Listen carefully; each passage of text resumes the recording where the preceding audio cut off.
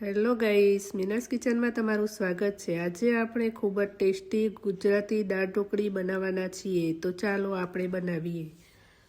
અહીંયા આપણે 2 વાટકી દાળને કુકરમાં લઈ લીધી છે। પછી તેમાં સિંગદાણા, કાચી મેથી અને 1 ટામેટું એડ કરી લેવું। તેમાં 2 ગ્લાસ પાણી નાખી લેવું અને કુકરને બંધ કરીને ગેસ પર મૂકી દેવું। 4-5 સીટી થવા દેવી એટલે દાળ બફાઈ જશે।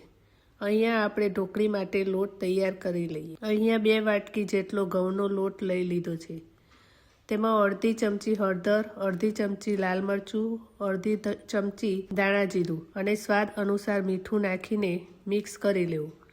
પછી તેમાં 2 પરી તેલ નાખી લેવું। તેને પણ સારી રીતે મિક્સ કરી લેવું। પછી તેમાં થોડું પાણી નાખીને લોટને આ પ્રમાણે બાંધી લેવો। આપણો ઢોકળીનો લોટ તૈયાર છે। તેને ઢાંકીને રહેવા દેવો। આ બાજુ દાળ બફાઈ ગઈ છે તો તેને રવેડીની મદદથી ક્રશ કરી લેવી અને દાળ વઘારવા માટે તપેલીમાં 1 પરી તેલ લઈ લેવું। પછી તેમાં રાઈ, હિંગ, કળી પત્તા અને હળદર નાખી લેવી। તેમાં ક્રશ કરેલા દાળ એડ કરી લેવી। તેની ઉપર મસાલો કરી લેવો। 1 ચમચી લાલ મરચું, 1 ચમચી ધાણા જીરું, સ્વાદ અનુસાર મીઠું નાખી લેવું। તેને પણ હલાવીને મિક્સ કરી લેવું। પછી તેમાં ગોળ એડ કરી લેવો અને પછી ઢોકળીના લોટમાંથી આ રીતે લૂવો વાળી વણી લેવું અને પછી આ રીતે કટ કરી લેવું।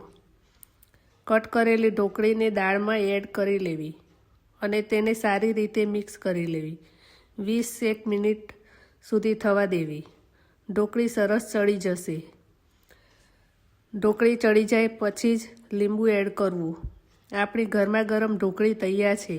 તેને એક બાઉલમાં કાઢી લેવી। તેને આ રીતે ગાર્નિશ કરી લેવી। આપણી ગુજરાતી દાળ ઢોકળી તૈયાર છે।